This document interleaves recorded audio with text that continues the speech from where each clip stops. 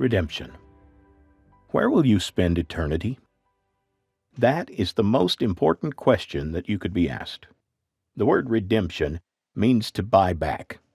In this video, you will learn about life after death. You will learn about God's rescue plan to save us lost people. Buckle up.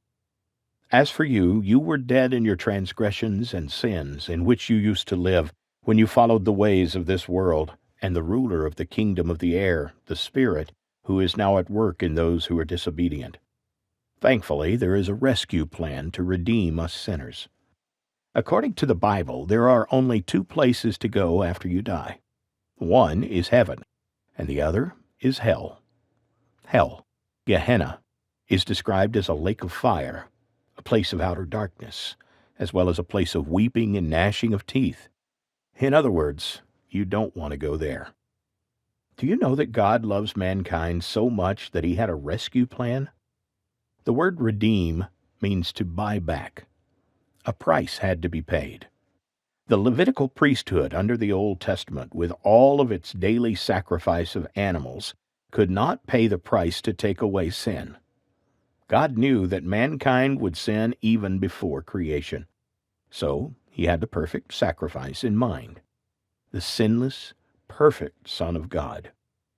Adam and Eve were not robots. They were created with the ability to make a choice.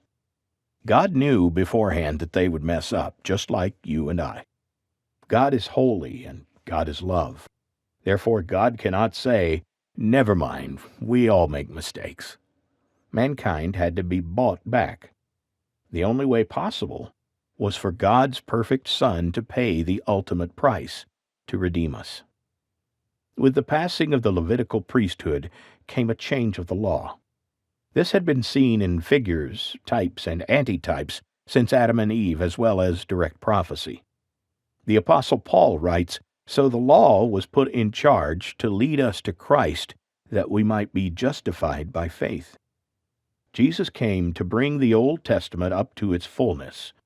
Since then, the New Testament replaced it. For this reason, Christ is the mediator of a new covenant, that those who are called may receive the promised eternal inheritance, now that he has died as a ransom to set them free from the sins committed under the first covenant. In the case of a will, it is necessary to prove the death of the one who made it, because a will is in force only when somebody has died. It never takes effect while the one who made it is living. Indeed, let us thank our gracious God who has brought us the New Testament. God, thank you for your rescue plan to buy back and redeem us sinners and save us from hell. Without your redemption, we would have no hope.